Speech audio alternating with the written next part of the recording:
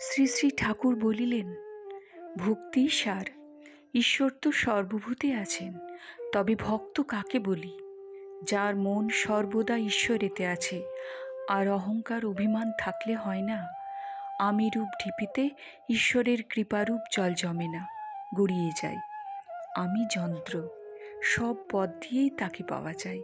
এই সব ধর্মই সত্য।